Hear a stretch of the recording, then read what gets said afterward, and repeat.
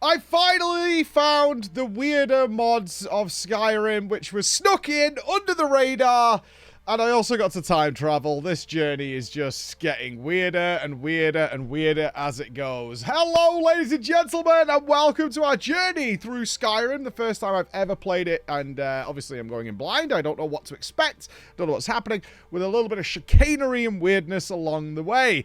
As I left it at the last episode, I was getting into the story. I had met the big dragon. We've changed him back from being Macho Man to a normal dragon. And I was very excited that we were moving into the realm of sci-fi, more so than the more fantasy setting that had been so far, and wanted to pursue that in a big, big way. Like, I'm super into this, very into this. But at the same time, I get the sneaking feeling, and I don't know, that the, like, main story of Skyrim is, like, really short. Like, if you wanted to, you could probably smash this out in a day if you were like, I'm just going to focus on doing main story stuff and just go from A to B, wherever it tells me to go, and do that. Because a lot of things start happening very, very quickly. Very, very quickly. So that's my gut feeling right now. I'm not ready for this journey to end by a long shot. There's, like, cities I've not been to. My quest log is filled with stuff that seemingly is interesting to me. So I thought, but I do want to time travel. I like that. That sounds fun. I need to know if there's another world or something like that we're going to. So I decided to pursue a bit more main story. And the main thing I had to do was find an Elder Scroll. I keep getting memed as to what is an Elder Scroll. Even the game doesn't super explain it. I believe they're like fragments of the creation, essentially. They're all powerful and weird and interesting, but they're not, similar to like some of the Chaos Gods. You can't look directly at it, which I found evidence of later, but it's very, very odd. So I decided to head up towards, I had to visit some mages up in Winterhold, I think it's called. But I also have this like yearning for discovery, and it really bothers me that if I ignore things on the way to a place, because I just don't play games that way. If like there's a tower or something, I want to see what it is. And we ended up in this like icy domain. And so I was exploring around, and I was like, there's got to be something out here. Like, we've got this, like, frozen sort of Arctic lake with these big sheet ice all over the place. So there's got to be something out here. And lo and behold, off in the corner of my eye, I spotted a burning torch. I was like, ooh, there's something over here. I went to visit it. Immediately as this was happening, my chat started being spammed with, like, no way. No way. What the hell? Of course, blah, blah, blah. It's like, he can't keep getting away with it. I'm like, I don't know what I've done, but I could see this reaction flooding my stream. I'm like, what is going on? And I went in, and it turned out this was the main story. I met a lovely, crazy man and a giant, interesting cube, which I was like, is this Pandora's box? Whatever lurks inside here. And it turns out this guy knows, like, the location of the Elder Scroll. And apparently we were supposed to do a whole thing where we went to, like, a Hogwarts-type place up in Winterhold and did a whole thing there. And then you get to find out about the crazy guy in the ice. I just bypassed that. I went straight there. Speedrun strats, baby. And started talking. This guy was great. What an absolute lunatic. I was like, I need the Elder Scroll to open the cube, or whatever lurks inside the cube is this dwarven tech, but whatever inside might be insane, but I need it. And I was like, oh, cool. He's like, you must go here and solve these questions 3 using my devices. Here's the tome, the lexicon that needs to be filled. This orb needs to be powered, and you must go to the Black Reach, and there you will find the things. And I was like, oh, this all sounds awesome. This all sounds fantastic. So that was our next goal. I was like, cool, all right, we'll follow up with this. And a bit of fun in Winterhold, where there's only 2 buildings remaining, because apparently the mages, classic mages, did some stuff at Hogwarts, and like the city just fell into the ocean. Classic mage stuff, actually. I was like, yeah, that sounds totally believable, actually, given my history of mages throughout the ages. I was like, yeah, that sounds totally believable. I did get angry and murder somebody, but the game wouldn't let me do it, which is unfortunate. There was a lady guarding Hogwarts who was like, you can only enter if you've mastered the ways of magic. And I'm like, oh, okay. I have some magic spells, but I mainly smork things. And she's like, can you cast firebolts at this thing on the floor? I was like, I don't know firebolts. I had a scroll, but that didn't work. He's like, well, if you don't know it, I'll teach it you for 30 gold. I was like, oh, okay. Otherwise, you can't get in. So I paid her 30 gold, cast the fireball, and then she's like, good, now you can go in. I was like, this lady doesn't even work at Hogwarts. She is just a grifter who hangs out at the door saying, oh, no, you definitely can't come in here until you cast fireball, and I can sell it you. And she does nothing. She does absolutely nothing. But the game wouldn't let me kill her either, because I was like, you've just robbed me and I want my money back, and I have no sneak to pickpocket or whatever. So I was like, I've got to kill this lady. And it turned into a... It turned into an upsetting moment that I couldn't get my gold back. Because the doors aren't even closed when you get up there. Mirabelle takes you on this tour. I dipped on this really quickly. Apparently, just by turning up to Hogwarts, I'm enrolled. I was given a bedroom and told to attend a class immediately. Where they started talking about, like, mage things. Any of my WoW fans who've ever been on, like, the mage Discord are like, dip on this. I was like, this is boring. I'm out of here. I don't want to mess around with these guys. I'm out. I'm gone. So I left them to it and went to go get the Elder Scroll instead. This turned into possibly the biggest disappointment I've had so far in Skyrim. One of the things I've been praising this game for is its density of open world. And I do recall around the 2009, 2010s was the real surge of open world games. You remember we had the surge of zombie games like 8 years ago? Well, the precursor to that was the open world game. Everything was becoming open world. Like, regardless of what... It still happens a bit today, but then it was like you take any IP, any property, and you turn it into the open world version. And people were getting very frustrated because games were claiming it's 5 times larger than the Earth, and there was just nothing in it. It was just walking a lot. Whereas Skyrim is incredibly dense, and really excited by that prospect of, yes, it's an open world, because coming into Skyrim, I was very fearful of that effect, of just being like, okay, so we have to real-time walk for like 2 hours to get to somewhere, where the game is actually super dense with things. It's like, oh, cool, that 2 hours actually is like 10 hours, but I did 10 hours worth of stuff along the way. Thumbs up. And what once we broke through the dungeon, it then said you may now enter Blackreach.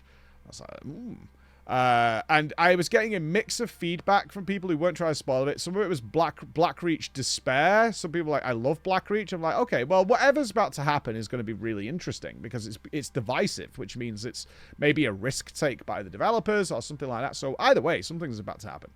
I then get into Blackreach and are exposed this gorgeous cavern. Oh my god. Very Elden Ring-esque, which obviously came much later, but it almost like that inspiration of these monolithic underground worlds that you're like, whoa, this is like Ajol Narub or something. This like spreads and vines throughout all of Skyrim itself. This entire underground existence that is closed off to the land dwellers. And I was like, this is beautiful. This enormous, like, central, giant, glowing mushroom was like a pivotal point, and there's dwarven tech anywhere. There's centurions, and there's all these farmers that are lurking down there, including their slaves, their human slaves, which I hope to free, but they're just fully enthralled or whatever, so whatever, they died. Disappointment, I said. Yes, it's huge and vast and beautiful and empty as hell. It is... Not to say there isn't stuff in there. There is, but it's just building for sake of building, and a lot of them are just passed through building. And there's just no intrigue, no interest. It's like, here is the old dwarven market. Like, ooh, that's cool. Nope, no, it's not. It's like 3 stalls. Here's the war quarter. Okay, cool. It's like WoW's Ironforge if there was just... the size of it, but no life, no people, no stalls, no stores, no nothing. Just big empty spaces. So I did Blackreach overall. We'll get to the final puzzle in a second. But the funnest part of it was that at some point, there have been mods put into Skyrim that I don't know about. And 2 of them came to be apparent today. As I got into Blackreach, I could hear something swearing at me, like aggressively. Calling me a bitch and all sorts. I'm like, what is happening? Like, what is going on? I was wondering if it was like a TTS message or something. Bex, play it for them now. Do it, you bitch! Do it! Fucker! You fucking pussy! I'll end you! You son of a bitch! Chris, at some point, has changed the Crimson Nimroot or whatever to be this aggressive audio file that shouts at you. Now, this turned out to actually be a blessing. A blessing, because one of the first quests you get in there is find 30 of these things in the zone. And this really helped. I didn't actually struggle to get these. I got like 26 or something passively, and it took a few minutes to find the rest. So this worked out very well. That was the funniest part of Blackreach. That rescued Blackreach. All praise to team member Chris, who did that, because it actually made it way more fun. Was having that going on while certain dialogue was happening. This guy's just raging at me. That was really fun. The final puzzle. I don't know if there is... I don't know what this puzzle is. I don't know. It's like a large observatory room with 4 pedestals of buttons. And I suppose somewhere there's a journal or something that's explaining what is supposed to be happening here. I was trying to apply logic to it, that it was based... There's a little central pedestal with a picture on it. I was like, I wonder if I'm trying to match that picture in some way. Because all it did was move this like globe around. But what I noticed is after clicking a couple of buttons to try and understand what each button did, because I was like, does it rotate the globe like north to south? And then the other one is east to west. That's not quite true. I was like, what is the methodology of how these buttons work? Because in any of these puzzles, classically, it's like outer ring, but also outer ring and inner ring and things like that. I noticed that the box on my right just opened up. I was like, oh, so I must have like done something right. And then the next button pedestal opened. So I was like, okay. So I clicked that a few times and then that just worked. And then I clicked the last one and it worked. So I was like, I have no idea what we've just done. But I have an Elder Scroll now. I don't know what they were thinking with this one or whether there was some grander plan. Either two things here. One, there's a guide or some sort of tome or some book somewhere that like explains what you're supposed to be doing so you can apply logic to it. I'm sure that probably exists somewhere. Or two, they had this grand idea of what this was supposed to be, and people were reading the book, which I've no doubt exists somewhere, and didn't get it, so they just made it so it practically solves itself just by spamming some buttons, and they made it very obvious how it's supposed to work. But either way, I have an Elder Scroll now, and I was like, oh, that's cool. I tried reading it. Nope. Bad idea. I didn't go blind or mad. I assume because I'm the Dragonborn or whatever. That's the lore reason, because it's supposed to make you crazy. But it doesn't work. And then it was like, go to the open wound, the time wound. I was like, oh God, we can go back in time now. This is awesome.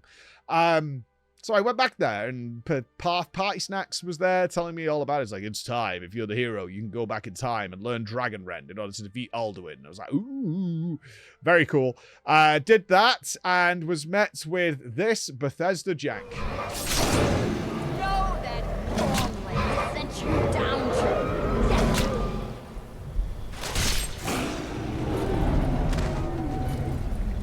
Take on. A glorious day, is it not? Okay. Unfortunate, to say the least. Unfortunate, to say the least. But very Skyrim. And you can't even move. It's not another world. My expectations were a little higher than what I got. You just watch this cutscene play out with all the jank involved. I loved Nodder's Alduin. Picked up the weapons of my ancient foes, but you are not their equal. Maze Dovahkiin, you have become strong. Very jank, very ridiculous. Just, it was classic Skyrim, honestly. It was absolutely classic Skyrim, and I had no issues with it whatsoever. I was like, this is kind of funny. I learned Dragon Rend. Well, we had the fight with Alduin, which I was worried about until the end of the game. I was really worried this was a big culmination end of the game, and sadly, I'm so strong. The game isn't the hardest difficult either, but it is what it is. The dragon fights are never good regardless. I just crushed him into the ground. And I was like, oh, okay. But thankfully he escapes. Yay! So there's more things going on. I was like, okay, so he's the immortal dragon and we've got way more things to do. That's thumbs up from me. That'll do. That's not the end of the game. I can relax a little bit and push on with that later because I want to join the Dawn Guard. I want to do this and that. Now, at the beginning of this, I said there's some very weird mods, and I wasn't referring specifically to the offensive, abusive mod. As I was looking for Winterhold, there was a quest marker nearby, and I'm mousing over where the quest might be. And one of the things I moused over was Super Skyrim Bros. Well, that doesn't fit the nomenclature of Skyrim in any way. I was like, Super Skyrim Bros. Something has been installed into my game that I'm not aware of, and this is what it will be. And so I went down. Someone has built 6 full worlds of Super Mario Brothers into Skyrim, complete with music, monsters, all bosses, and jumping puzzles. Now, I will say, this got very fun. At the start, I actually believe Bex is behind this one. So shout outs to Bex. The first level is the worst level, which is really unfortunate because I think a lot of people, while this was happening, I was still sort of drinking it in. We all collectively were like, it's funny on premise, but it's not kind of working because the jumping in Skyrim is atrociously bad. You're constantly sliding around and all that. The game control system is not the best. And they had the same Mario 1-1 music loop over and over again, but only like maybe a minute of it, so it just kept looping. And they had some awkward things to find to let you progress. It wasn't like you could get to the end and touch a flagpole. You had to find keys and things to open warp pipes and things like that. Good. In a good news, though, it got much better after that. Like, that first level, it was probably a bad introduction to what ended up being really kind of fun. And I enjoyed the hell out of this. Now, the purpose of this, as it tells you at the start, is to collect the coins. And there'll be rewards at the end depending on how many coins you collect. And they had, if I ever run the numbers on this, they had the first grass world, then they had the underground zone, then they had the desert zone, then they had the ice zone. There was a fifth zone, but I actually found the secret warp zone, like you would find in any Mario, which took you to the last level, which was Bowser's Castle, where you got to fight Bowser himself. What's hilarious is if you're at the right angle and you're fighting these monsters, the Goombas, the Spinnies, or whatever, is that you'll see that they're actually just humanoid NPCs wearing costumes, like really oversized 3D costumes, and occasionally you'll just see like legs and stuff fall out of it, so it looks a lot like a Chinese dragon for New Year or something, where you'll just kind of like the illusion will be shattered slightly, but that adds to the jank and the fun of it, which is really cool. So this took like a good hour or so to get through it. It's a big piece of content to go through. It was really fun. Once the music started being varied and the world started varying, we got different enemies and things like that. It was really cool. And at the end of it, and I'm so sorry if this ruins your immersion, and I hope that people don't get mad and want it to go away, but you could buy Mario-themed rewards. You could buy Bowser's head and Waluigi's head, and they're giant 3D rendered models. So as soon as I finished it and came back out, I had to look at Lydia and Inigo. I was like, well, there's only one thing to happen now, isn't there? Behold my great works and look upon my great works. As Lydia and Inigo are now giant Bowser and Waluigi heads. I don't know if it'll get frustrating or annoying because it was the very end of my stream where I got this. But it was just great. It looks so good. It's so fun and so jank and adds into it. It's like, I'm really happy with it. We'll see. I'll see if people are like, this is getting really old. But for me, it's probably going to make me laugh every time we get into a serious scenario. And then looking at me with those heads on looks great to me. But my next step is I'm going to hold the main story for now because we've done a lot and there's more things going on. In fact, there's several cities I've not even visited yet.